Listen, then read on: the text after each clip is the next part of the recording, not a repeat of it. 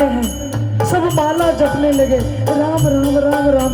अब जैसे ही राम राम सुना तो हनुमान जी खड़े हो गए, जैसे ही शरीर को बढ़ाया, जय हो, बोले सीताराम भगवान की जय हो, बोले अखिल ब्रह्मांड की जय हो, श्री राम जय राम, श्री राम श्री राम जय राम, जय राम, श्री राम जय राम का जाप करने लगे बानर। जय राम जय राम नाम के नारे के साथ साथ अपने शरीर को बढ़ाने लगे।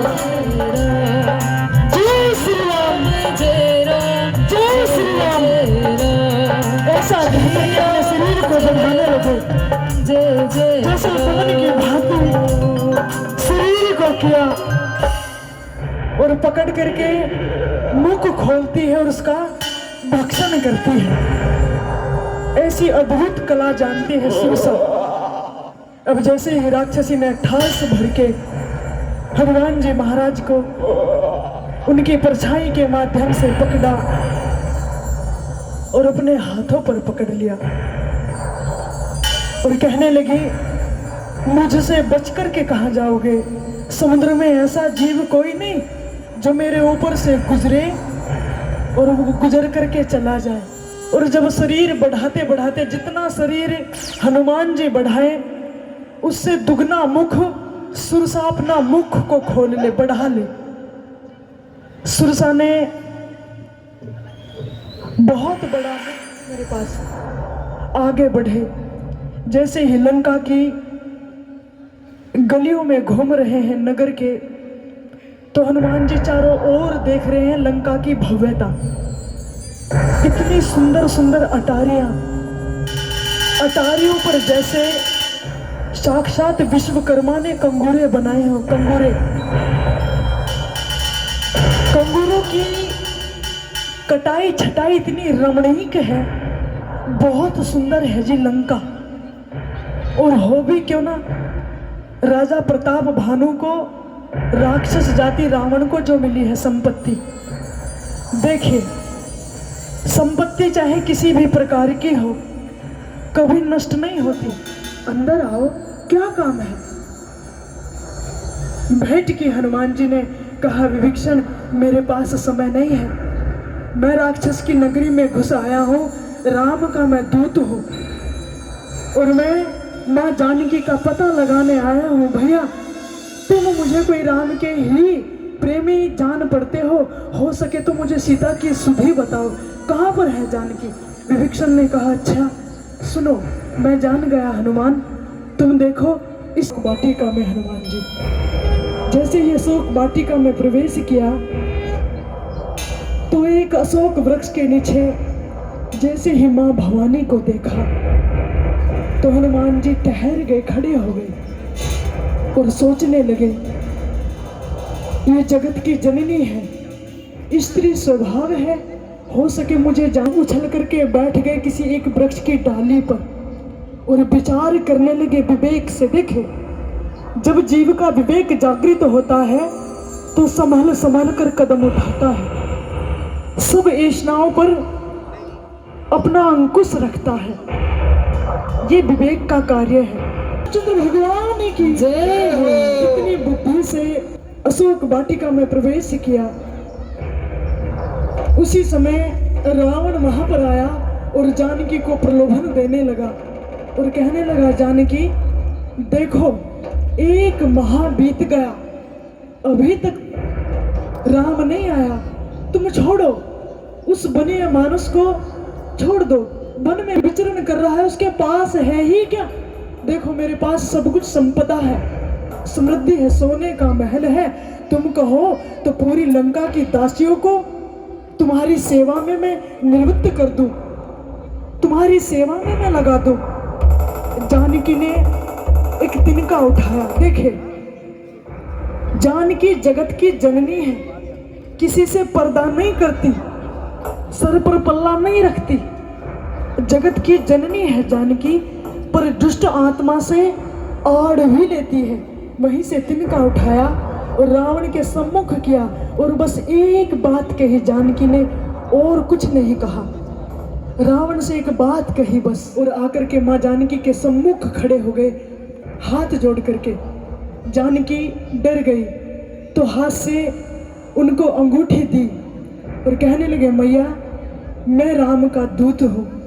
रघुवर ऐसे नहीं कहते, मोहि पठायो। शपथ खा करके कहते हैं, राम दूत में मात जानकी, सत्य शपथ करुणा निधान की। मैं उस करुणा निधान की शपथ खा करके कहता हूँ।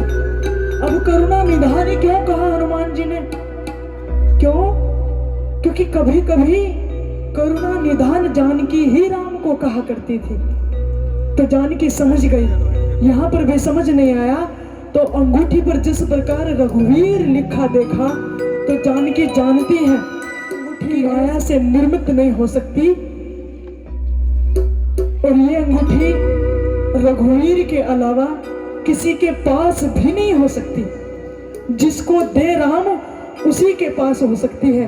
यहाँ पर हनुमान जी को विश्वास आया तो अंगूठी को देख रहे हैं। हनुमान उनको बोल रहे हैं, रघुवर ने मोहि पठायो, मैं राम दूत बन आयो। रघुवर ने मोहि पठायो, मैं राम दूत बन आयो। रघुवर ने मोहि पठायो, मैं राम दूत बन आयो। सीता माँ की सेवा में, सीता माँ की सेवा में रघुवर का संदेश लायो और संग लायो, और संग लायो प्रभु मुक्ति का निशानी। राम कहानी सुनो श्री राम कहानी, राम कहानी सुनो श्री राम कहानी, राम कहानी सुनो श्री राम कहानी, राम कहानी सुनो श्री राम कहानी। कहत सुनत आवे,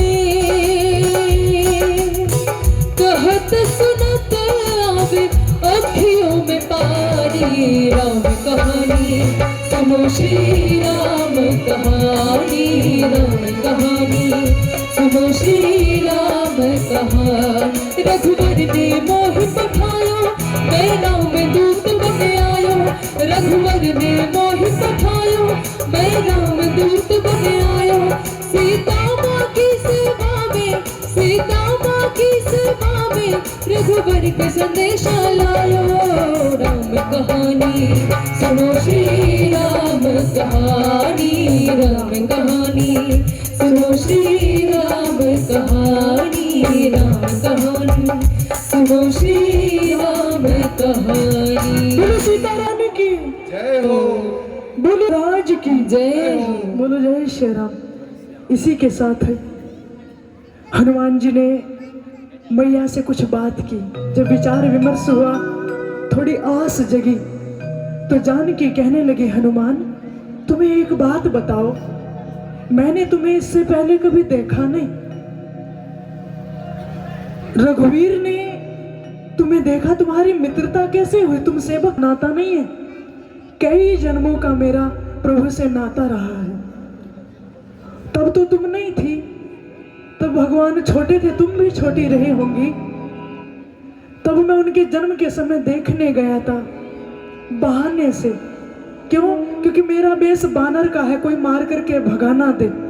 और मैया मुझे डांट रही थी। कौशल्या हंस करके बात करने लगे। याद आ गई आज अयोध्या की।